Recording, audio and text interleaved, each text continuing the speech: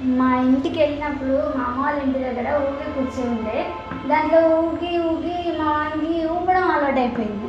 అందుకని ఈ కుర్చీలో ఇట్లా ఊపుతున్నాం, ఇక్కడ లేదు. అందుకే ఇట్లా ఒయ్యాల జంపాల చిట్టి కొయ్య కొంగలు మల్లె కుట్టివి సిగ్గు